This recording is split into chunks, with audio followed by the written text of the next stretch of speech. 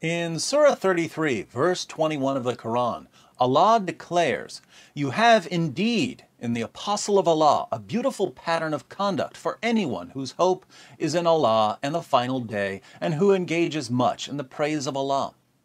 So Muhammad is a beautiful pattern of conduct for Muslims. I certainly hope that our Muslim friends don't take this verse too seriously, because early Muslim sources agree that Muhammad tried repeatedly to commit suicide.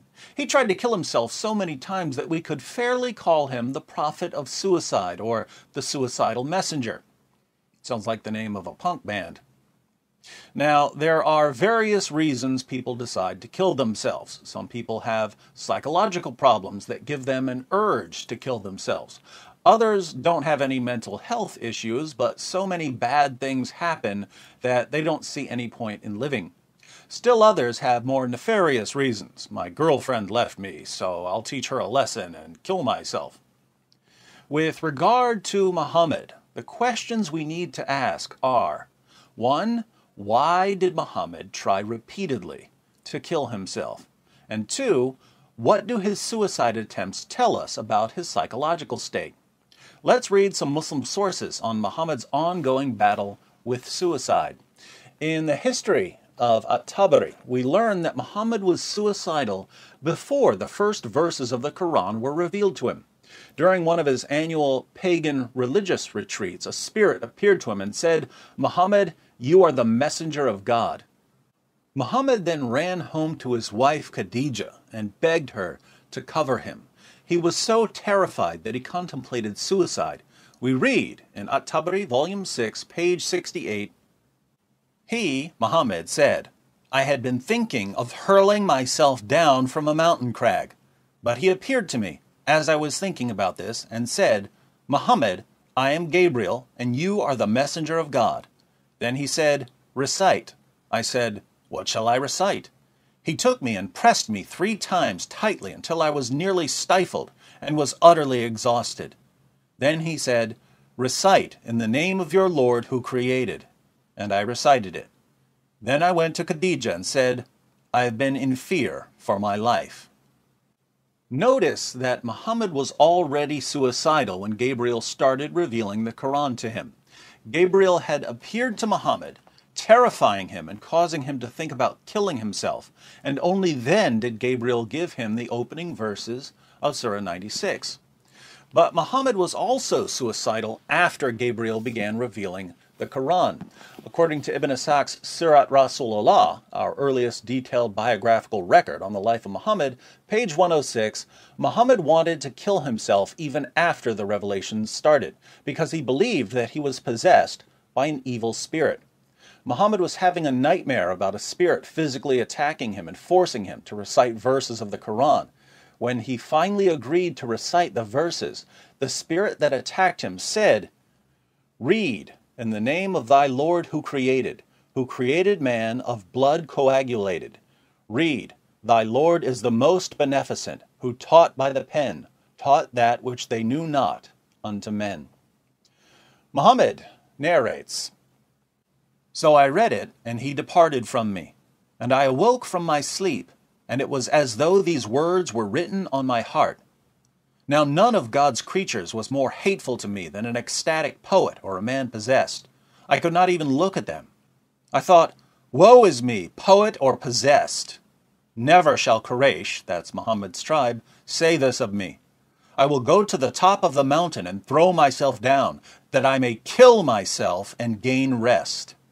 So I went forth to do so, and then, when I was midway on the mountain, I heard a voice from heaven saying, O Muhammad, thou art the apostle of God, and I am Gabriel." So Muhammad received the revelations, but after his encounter with Gabriel, he was convinced that he was possessed by an evil spirit. Since he didn't want his tribe to know that he was possessed, he decided to kill himself.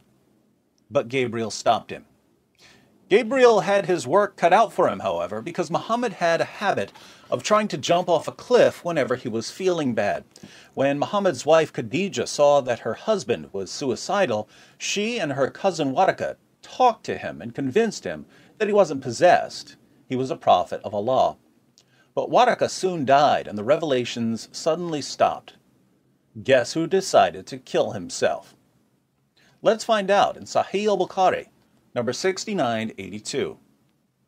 But after a few days, Waraka died, and the divine revelation was also paused for a while, and the prophet became so sad, as we have heard, that he intended several times, we're talking about multiple occasions, to throw himself from the tops of high mountains, multiple mountains, and every time he went up to the top of a mountain in order to throw himself down, notice that he actually set out to kill himself numerous times, Jibreel, that's Gabriel, would appear before him and say, "O Muhammad, you are indeed Allah's messenger in truth," whereupon his heart would become quiet and he would calm down and would return home. So Gabriel had to regularly calm Muhammad down to keep him from plunging to his death. And whenever the period of the coming of the revelation used to become long, he would do as before. He'd head for a cliff. But when he used to reach the top of a mountain, Jibreel would appear before him and say to him what he had said before. Notice that this happened over and over again. Whenever Gabriel didn't show up with a new revelation, Muhammad would climb a mountain in order to kill himself.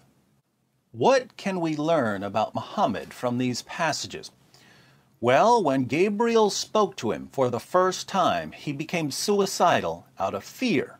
So when Muhammad was scared, he wanted to kill himself.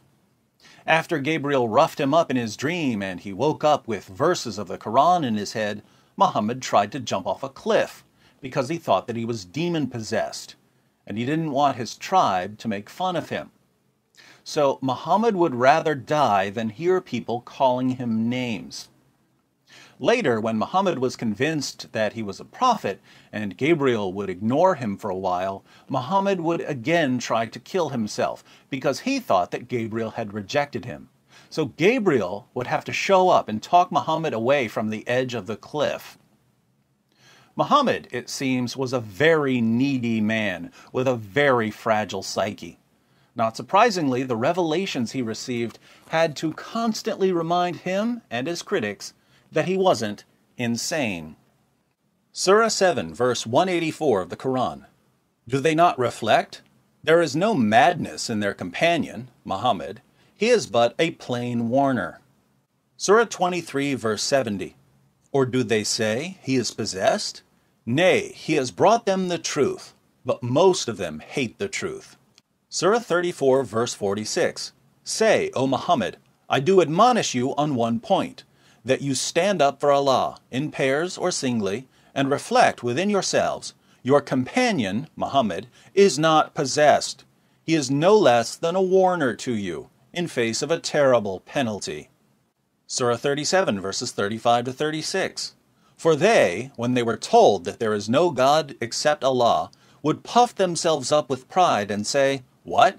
Shall we give up our gods for the sake of a poet possessed? Nay, he has come with the truth, and he confirms the message of the apostles before him. Surah 52, verse 29. Therefore remind and preach, O Muhammad, by the grace of Allah, you are neither a soothsayer nor a madman. Surah 68, verse 2. You, O Muhammad, are not, by the grace of your Lord, a madman. Surah 81, verse 22. And, O people, your companion, Muhammad, is not a madman. Remember that these verses were delivered for recitation. Muslims had to recite these over and over. Muslims from the time of Muhammad right down to right now recite verses insisting that Muhammad was perfectly sane. Apparently, Muhammad never realized that the more you tell people you're not crazy and the more you demand that they say you're not crazy, the crazier you sound. Because normal people don't need to go around saying, I'm not crazy, I'm not crazy, I'm not crazy. Normal people don't need to tell people, I want you all to memorize and recite these verses saying that I'm not crazy. So, sorry Muslims, but your prophet sounds really crazy. Islam is a religion that flows out of the insecurities and emotional problems of a 7th century, mentally unstable, suicidal, caravan trader. Think about the true role of Islam for Muhammad. Muhammad couldn't bear the thought of people making fun of him. Surprise, surprise, in Islam, the penalty for making fun of Muhammad was death. Even today, drawing a cartoon of Muhammad might get you killed. Muhammad was terrified of rejection. He would rather die than be rejected by his tribe. He would rather die than be ignored by Gabriel. Lo and behold, his tribe was eventually forced, with 10,000 swords at their throats, to accept him as a prophet.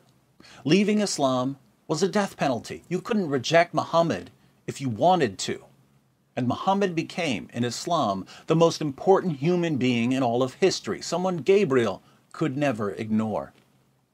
Today, more than 1 billion Muslims spend a shocking portion of their lives showering Muhammad with praises and blessings. 14 centuries after his death, his followers are still giving him the affirmation and attention he craved, not realizing that the point of the religion was to keep him from killing himself. The sad irony is that the religion that was meant to preserve Muhammad's life eventually got him killed. If you'd like to know how Muhammad died, click on this video. Spoiler alert, he was poisoned by a Jewish woman whose family had been slaughtered by Muslims. The worst part is that millions of people have been killed in the name of a religion whose purpose was to protect the life of a single man. And people are being killed every day, all because Muhammad needed to feel important. This is one of the many reasons Muhammad is the last person I would ever call a beautiful pattern of conduct.